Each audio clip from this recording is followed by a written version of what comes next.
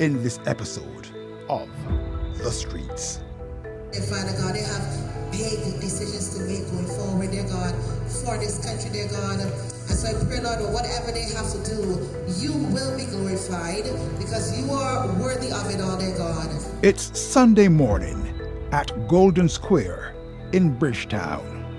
Various stakeholders join in a prayer breakfast organized by the National Peace Program. The driving forces behind the program see an obligation to tackle the issue of crime intervention in a multiplicity of ways: social, cultural, financial, and yes, spiritual. Father God, strengthen us in the mighty name of Jesus, dear God. We ask that you will send your holy angels, dear God, to guard each and every single one of these individuals. May they come to know you in a deeper way, Father God. A criminologist's report on crime in Barbados notes that violent crime disproportionately affects young males, particularly those from the lower socioeconomic backgrounds. The report states that while crime rates vary across different regions of Barbados, urban areas experience higher levels of crime, and neighborhoods with lower socioeconomic status and higher population density tend to have elevated crime rates. Government's peace program has especially targeted such areas and individuals. My name is Kevin Watson. My sobriquet is Sluggy Dan, and I am the field coordinator for the National Peace Program. How's it going out there? Out there is going good on my end. From my side, from being on the street, working in the communities, working in the Irish community, especially working with my change agents in the catchment areas. From our side is going good. Obviously, there are things beyond our control that we have no say in, we have no power in, that we can't do anything about. So we try as best we can to do what we can with the limited power and resources that we have. What do you find out here in the community? What's driving this? With the what's driving the violence? The violence comes from neglect, believe it or not. The violence comes from neglect because I'm sure I came and one of my other things I do is radio, and when I first came to STARCOM, you were already there, so I'm sure you would have heard these conversations 10 years ago. It wasn't as bad as it is now, but we had the same exact conversations about the community, how the community going, how the church losing the community, how there's not much community activities anymore. All this I heard on STARCOM. So when they come in here, these things, and then what happened for the 10 years now, nothing was done at all. So it's still in getting the community engagement, still in empower young person in the community. So when that neglect happens, we just look at that person because that's an 8-year-old. So, can't do the boy now. He's only 8, he's only 9. But look, no, that 8-year-old is no 18. That 9-year-old is no 19. So it just comes from neglect. Me a bad boy majority of the time and growing to a bad man. It is that simple. It's that simple. A lot of people wonder why are so many youngsters, 16, 17, 18, Right. turn to crime and commit murders? And why they can, you know what I mean? Why a child that was 4 years ago, he the only 12 on the week here. How in such a short space of time we lose grip of him. We got an educational system, we're supposed to be monitoring these things. So the 8 and 9-year-olds, the 12-year-olds, we supposed to be monitoring them. We supposed to have projects and programs for them. When he gets 16, he can go to that program yet. I got young people in programs that I'm in that know 18, 19. With them catch themselves, them is 19, them ain't even realize. Because the program is the process, you can't do it with a 6 or 12 program. We gotta take an 8-year-old and hone them for the next 10 years so we can bring them into a mind.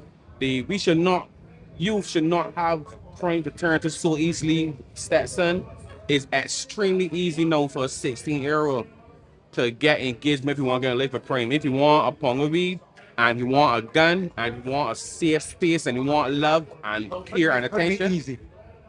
because you have the resources that are there. You really think, right? Like, come on, we are both smart men. You really think that these little men on the road have the economic might to manipulate an ANC port to bring in something so powerful as a gun? You know how powerful you have to be to get guns in Barbados. If we all come across the sea and drugs, it's extremely hard for. I refuse to believe that these little men on the road have the economic might to manipulate our ear and support. I would not believe it. I would not believe it. You know what I mean? So someone or some persons is making it extremely easy for them. Why isn't it easy to get a community program or project, but easy to get a gun and weed? Why we could combat that, man, and we are doing it, and that's why I will kill the peace program forever, because the peace program approach is going to the communities themselves, working with the persons, the communities that have the power and influence, and getting them committed to the cause, so that they could turn around and influence their young persons to be on board. What we're doing, the only thing is, if you're dealing with government, obviously signing the time lapse. That's expecting government. I can't just go and holler, Stetson, give me $60,000. I can't just go and do that, man. I got this program, trust me, you can't do that. You know, you gotta wait for it, you gotta go through a process, you gotta go through a committee. You know, the bureaucracy that comes with government for good reasons to protect. But is it having real impact though? Yeah, but not as extended as we would like. You understand it? It will have an impact for a couple of weeks, a couple of months, but not as we would like for obvious reasons. And it's government. That is why I also call out the communities and the church, and I also challenge persons like myself. We have to also play a part. You understand? Because government alone can't do it, and that's very realized. And you could go a case where the government doing tons of extremely good work, but they got a few powerful forces out there that pulling for evil, and that impact be much greater. That could always happen, and with government, you always got a lapse unless we find a way to have something sustainable and continuous, where it's going to be 12 weeks or 6 months, and then sending something, and then 6 months again. Because that lapse, it can be easy. If you're on the street, Stetson, and they come to you for a gun and some weed, and that we ain't Stetson, they got to give you a report. I got to give you a proposal. I got to go before a board. No, you don't have to. You just get a gun and weed. So we got to find ways to combat that evil and make it as accessible and easy to do good. Because it's incredibly hard to do good. I think 5 minutes I hear pat, pat, pat, pat, pat, and when they look out through the barrel window, I saw 2 men running going down the road. When they get down by Carnival House, you know, they still shooting. I don't know who them is or where they shoot. You got a lot of children about here already running up and down in the gap. You never know what can happen with the little children running about. You got to be careful. Research suggests that poverty and its connection with various socio-political and cultural factors create an enabling environment for crime. That's been a lived experience for many of the change agents, such as Damian Jones. Well, I've been in an incident where I nearly lost my life. And I've seen a lot of persons going down the wrong road along that path as well. So what I did with myself, I started to transform myself in a way that I could help others not to go down that path, because there's no success, nothing healthy, nothing great about that path. So within the opportunities that are placed in front of me, and I also offer to the program, it allows me to help persons come away from that path. Obviously, we try to save everyone, which isn't possible, but we try to save as much as we can. Tell us about that path when you were on the other side. Yeah, well, it was a gun violence issue. It led to me being injured. You were shot? Yeah, and it was nothing that, as I said, that I would like for anybody else. So we try to come together in the community and engage in certain activities that would not entail persons have to take the firearms and stuff up to settle differences. That's what the experience. What lessons you learned from your life? Wasting time is not the way to go. If there's things that you can do with your time that can elevate you in a higher and a better position, my advice is to go with it to your full 100. It changed my life in the sense that things that I used to do, like lime and smoke and engage in different activities, it pulled me away from that, because obviously it was an eye-opener for me. So that is what came to make me change completely. How do you use that life experience, those lessons, to help others? Well, what I do, I take them to programs that will help entail of learning to do CVs, learning to build a character, look at themselves as a different individual in terms of part of society. So it works so far so good. What's the most interesting experience you've had so far in this job? The adventure clubs, whereas we were able to take children to places they've never been before, and it showed them that there is a life beyond the life that they're seeing at home, our industries, or the community that they come from.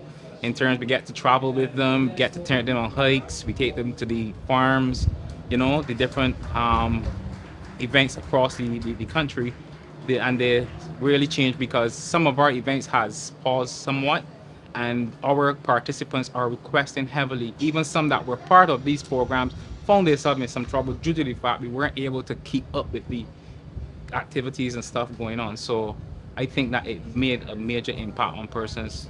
You're a relatively young man, and people are wondering why are so many young men involved in violent crime? Well, I can't say because a lot of persons come from different backgrounds. They're faced with whole different challenges in life.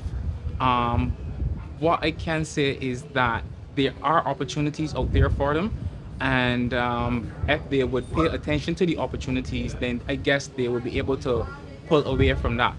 Also, too, financing is a problem because sometimes if a person doesn't have the amount of funds to fund their family, then they would try to put themselves in harm's way. But what the program does, or what my team try to do, is like different entities that have job offers, skills training offers.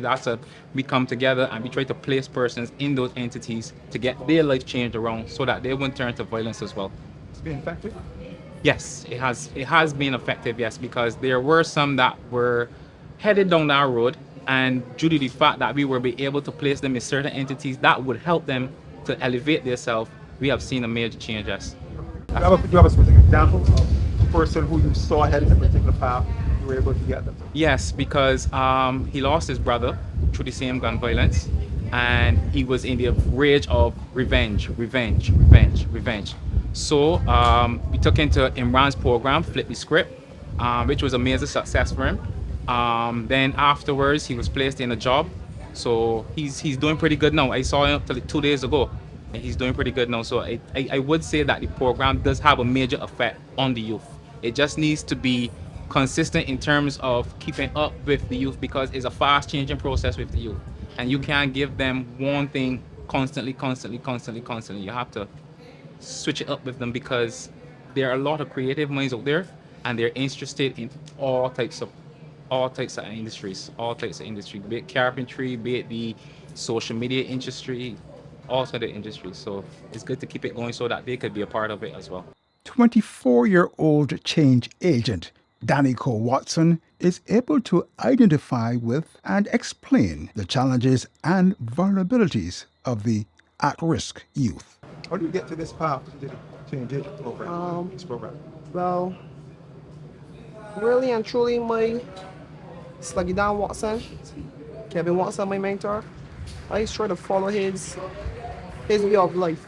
And his way of life is trying to save generations on him because as you can see, most of the youth got this exposure. In your time, you're probably 24 years old too, but in your time, you didn't have the access to technology as the young people do. So the young people is more exposed to technology, whereas they are more exposed to different teachings and different ways of life.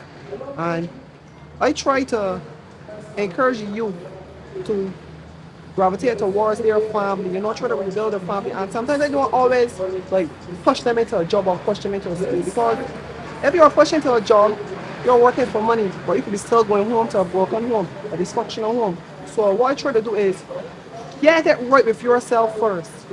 Before you take a step, before you take a change with your life, get your thinking right, get your emotions right, get your spirituality right. Get it right with yourself first. So when you take that step, it could be a different step. What do you find are some of the more fundamental issues that young people are encountering, leading them down this path? That's leading them down this path. Most of the issues that I see the young people gravitating towards is many youth are not academically inclined. Many youth are not skillful. So everything is an institution. for me, everything is an institution. There's a church institution, there's an educational institution, and even the block culture has an institution. Whereas no teaching is going on, there's an institution. And if they go to school, and school is not the place for them, they have to find a different institution. So when they left school, they only go to some farm, some place where they can be accepted. And most of the time, if they're not accepted at home, they look for that acceptance outside of the home. And block culture is more accept the youth for how they is, you know? For how they is. So if they got anger management problems, we accept that. You know, if you're neglected, we can comfort you. But at what cost? Too many young people are being raised by the streets. Raised with the streets, and it comes from your home because the neglect from your home force them to seek acceptance wherever. That's why you will see more young people gravitate towards social media because they want to be somebody, you know? They want to be somebody. Instead of researching it internally, they research it online. And more so, you cannot be who somebody else is. I cannot be you, you cannot be me. You got to find it in you, and I got to find it in me. You got to research it for you and you, and I got to research it for me and me.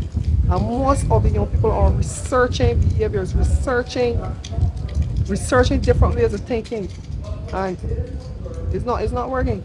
It's not working because it carried down a very bumpy road. How do we turn that around from young person like yours? As I say, we gotta look at ourselves, and we gotta acknowledge if there's something wrong with us. We gotta acknowledge if there's something bothering us. If a father passed away, we gotta acknowledge if domestic violence, we say we mother and we father fighting everything, if it's bothering us, and we have to address the issue.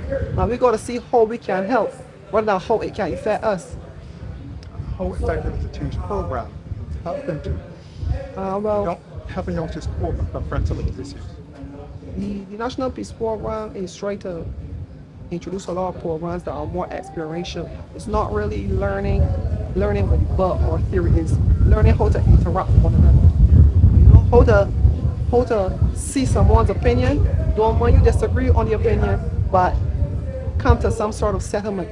Because that is how conflict is started. I disagree with you, you disagree with me, and you want to give over your point, and I want to give my point. Your point might be right for you, my point might be right for me. You know? We can look at 6 and 9. You might see the 9, I might see the 6. It doesn't mean I'm wrong, and it doesn't mean you're wrong. But we gotta agree that we both could be right, or we both could be wrong.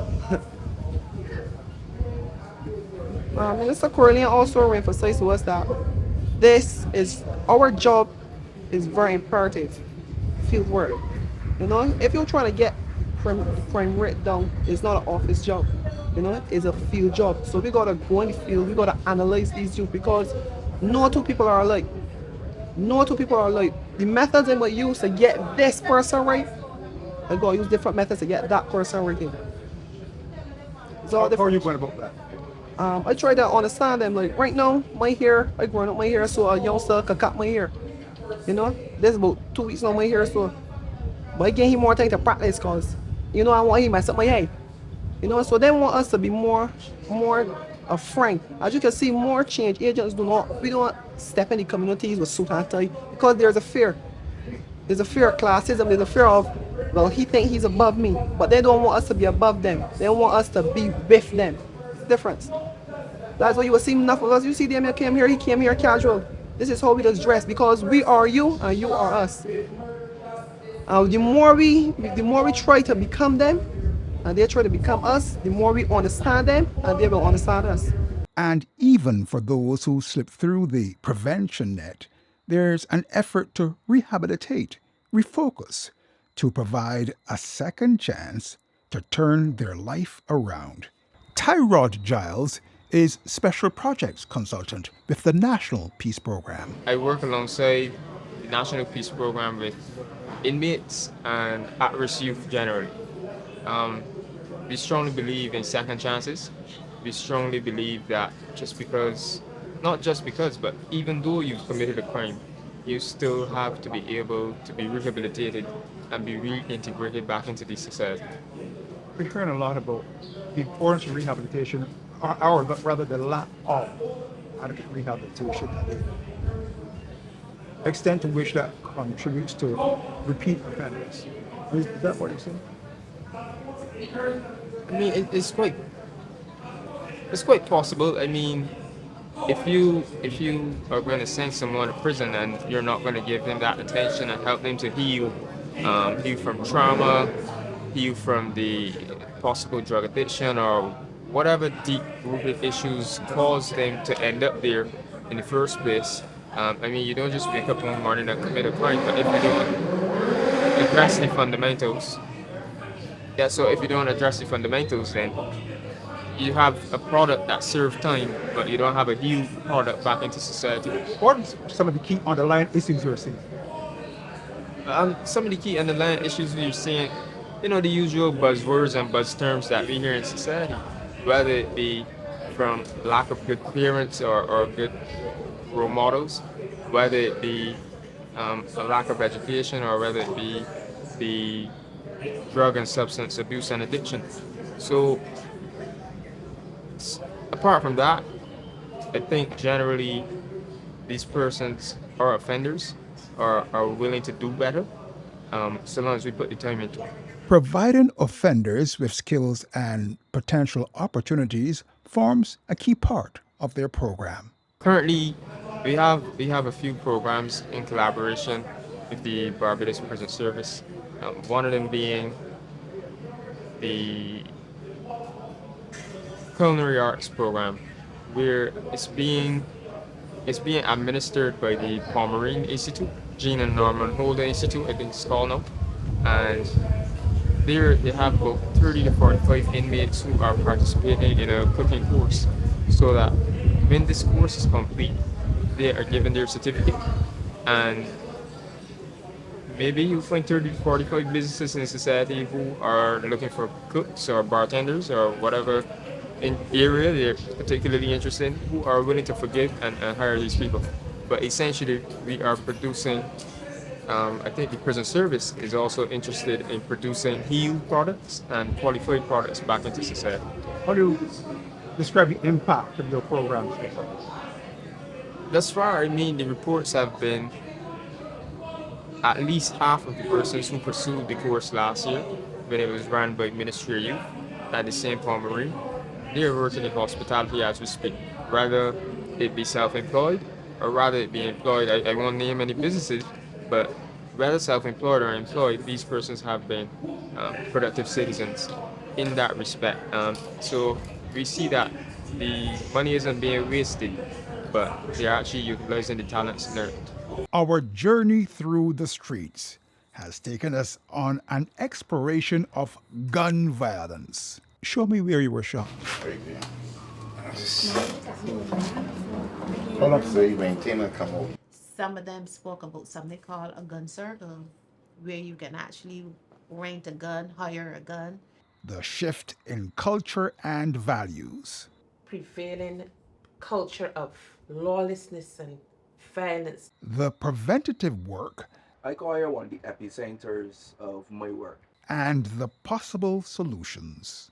My philosophy is that it has to be holistic, and attacking one without the other just will not work.